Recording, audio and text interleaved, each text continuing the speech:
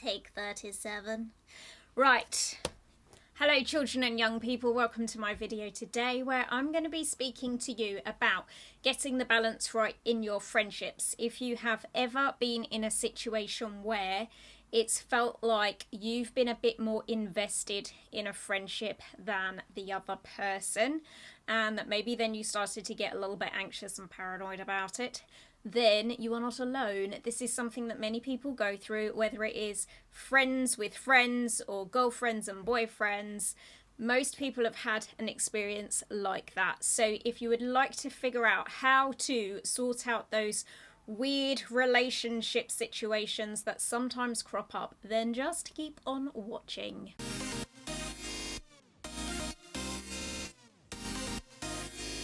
So I have this friend, and I feel relatively comfortable sharing this story here because I'm fairly confident that they don't watch this particular channel of mine on YouTube. Here's the thing. With this particular friend, I get the sense that they really want, maybe even need, my friendship, and I am someone who's just a bit more chilled when it comes to my friends. I don't see my friends very much, to be quite honest, but when I do, we have a lovely time and then we all crack on with our lives as if we'd never seen each other. And then I have this one other friend who wants to spend an awful lot more time with me. And I don't necessarily have all that much more time to give. But here's the really important part of this story. The more they ask, the more I don't want to see them. Does that make me a bad person? Now, maybe there's some of you sat there listening now who are like, oh my God, I have a friend like that, and they're like super needy. But maybe you're sitting there going, oh dear, I think I might be the needy one. And those are the people I really want to talk to today. If you are in a situation where it feels like you are giving more to the friendship than the other person does, or you feel as if there are certain things that you wouldn't do because maybe your friend lets you down quite often and doesn't join you in those activities. Maybe you feel as if your friend kind of dumps you every now and again and they go off with other friends. They leave you all alone and they were supposed to be there just for you. Then this video's for you, because what might be happening in a situation like that is that the more you are chasing that friendship and wanting it to work out, a bit like I just described with my friend, the more it makes them want to step away. Now, why does this happen? There is a saying that what you persist resists. It's easy to remember because the words sound very similar and sometimes I get them round the wrong way. So what you persist resists, that means the thing that you chase after, the more you chase it, the more it's going to keep moving away. And sometimes this happens in our relationships where if you are having to chase the relationship, then maybe you're chasing it because it keeps slipping through your fingers, like that person keeps moving away from you. Now the thing with this is, when it comes to things like friendships and relationships that are on some kind of, have a basis of a friendship, so it could be a romantic relationship, but those usually start with a basis of a friendship, or at least the good ones do. You saw me just doing that, right? With my hands. What I'm showing you there is that two things are coming together. It's not one thing chasing after the other thing. All right, so there needs to be push to bring you close coming from both directions for it to really work, and for it to feel, for everyone to feel like they're giving 50-50, that you're both chipping in to the same kind of a level. And if you are in a friendship where you feel like you are giving maybe 70% and then the other friend's only giving 30%, then I would suggest that there is something not quite right in that friendship. So what are we going to do about it? Well, the very first thing is that you need to develop your confidence and your self-esteem in such a way that you feel completely comfortable not having that friendship in your life. And that might feel like a really uncomfortable thing to consider at this particular moment in time, especially if you feel like you really rely on and need that friendship in some way. But the thing is, the more that you need it, the less attractive it makes you seem as a friend. Mostly, we feel attracted. And when I say attracted, I don't mean you fancy them. I mean that we just like people. We like to be close to and around people. So that's what I mean when I say attraction in this scenario. We feel attracted to people that we can kind of look at and go, look at them over there. They're an interesting person and they look confident and comfortable in their own skin. I want to be around someone like that. Those are generally speaking the sorts of people that we're attracted to. Most people aren't attracted to someone that they look at and go, oh, they look so sad and desperate and lonely. I must be close to them to fulfill their every need. Most people don't see that as attractive. So if there is something about how you interact in your friendships that maybe makes you come across as a bit like you need the other person in your world, then it actually starts to become a bit unattractive to them. And that's when they start stepping back. So how do you reattract them? By standing back on your own 2 feet again and carving out your personality in such a way that you're comfortable to get on and do the things that you want to do, whether your friend is there or not. So that might mean that you take up some new interests or develop some hobbies or become an expert in something.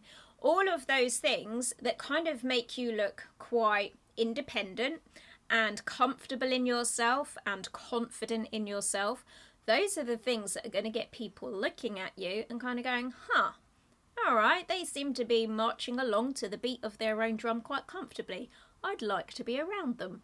One of the downsides of having that sort of relationship and friendship with someone where it feels as if you need them in your life is that it puts them in charge of how you end up feeling in certain situations.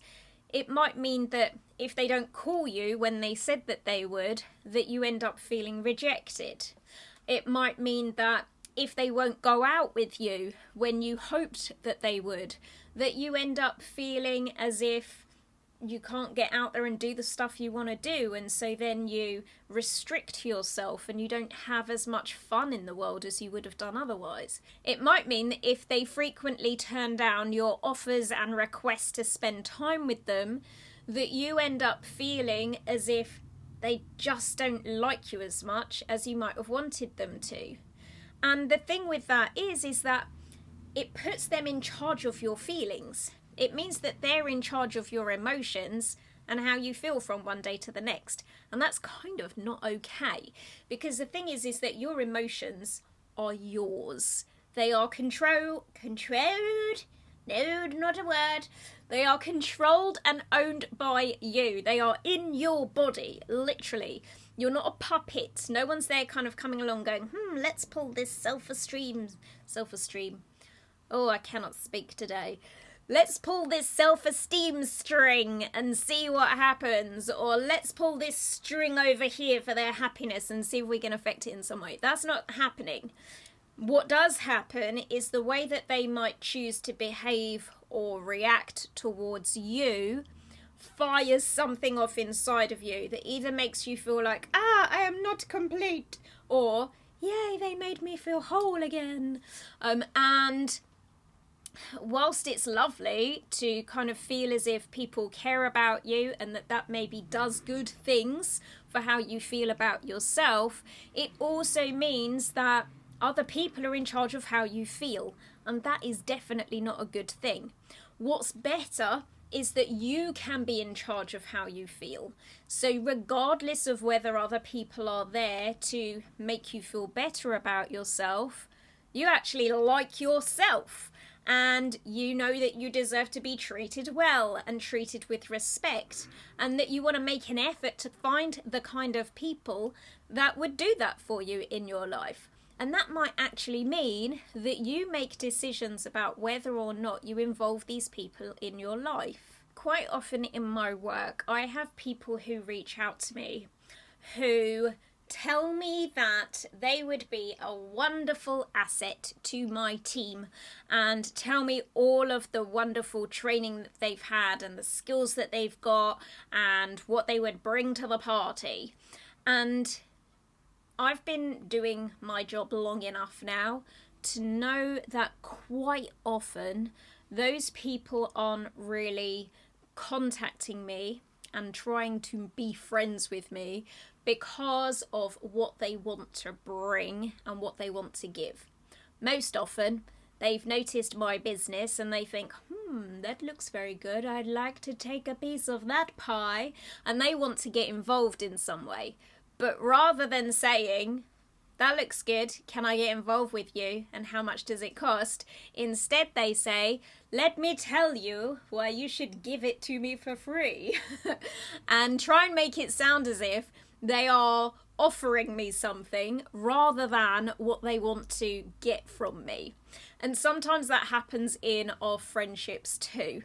If you are someone who identifies that you've become a little bit out of balance in your friendships and that you perhaps need those friendships more than those people need to be friends with you, part of the reason why that can sometimes happen is because the other party, the other person, has noticed that you need them to make yourself feel good.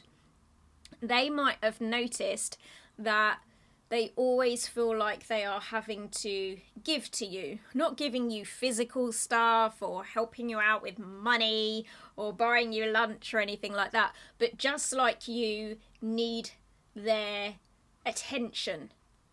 And for a little while, that can be quite nice. Like, I'm so popular, people really need me. But after a little while, it can actually get quite exhausting. And people can end up feeling really drained, like, this person's gonna come along and need something from me. They're gonna need me to make them feel good about themselves. And that might be another reason why friends back away from you sometimes. If they feel as if they are giving more in the friendship than they are receiving, that might be another reason why you get the sense that they don't want to be around you quite so much. So a useful thing to do is to think about what you bring to the friendship, what you offer, what you offer into that friendship, what you give. Now, again, it doesn't mean that you need to literally give them physical stuff. It's more about how much energy you put into it, or how much fun you bring to it, or how interested you are in the other person, for example. You might also feel at times as if it's almost as if you're being picked on because you have that sense that you're constantly being left out. So here's what I want you to focus on moving forward. I want you to focus on changing who has the power and where the power lies.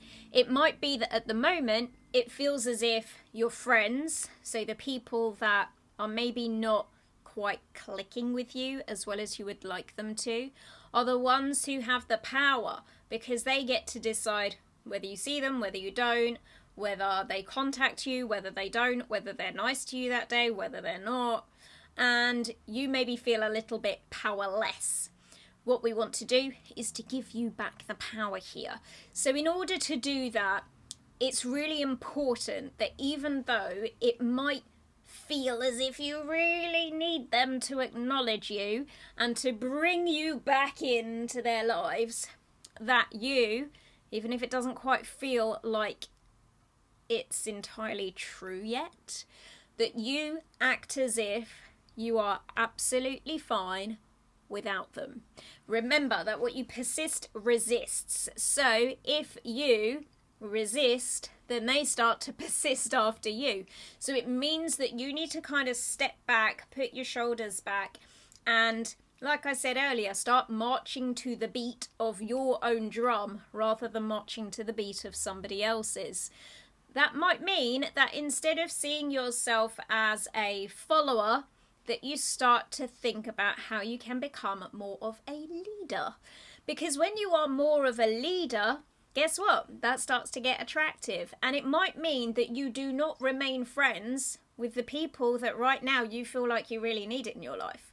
It might mean that you kind of create a whole new group for yourself where there are people who feel like they respect you, and people who feel like you're on the same page as them, and people who are willing to invest just as much as you are. And when you do that, then you free yourself from giving other people the opportunity that is a fly.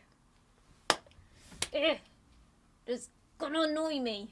And at that point, you free yourself from having other people choose your feelings for you. And you get to choose them for yourself. Which means that if you choose to, you get to be happier more of the time. And that's definitely a good thing.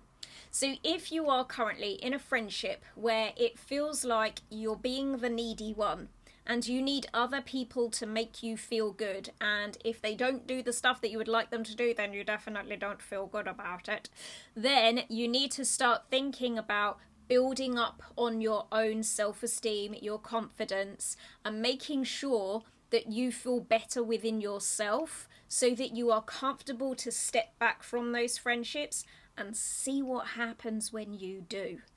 And that is everything I wanted to share with you for today. If you have found yourself in a friendship where it feels like you're giving more than the other person is and you're not comfortable with that anymore, then leave a comment down below. Let me know how you resolved that situation, or if it eventually figured itself out. And also tell me, what part did your confidence play in all of that? Because I bet your confidence had something to do with it somewhere along the lines. So that's everything for today. Thank you so much for watching and listening. I will see you all again 1 month from now. And until then, take care of each other and yourselves. Where did that come from? Sounded like Jerry Springer. Oh, the fly. Why can't you eat it?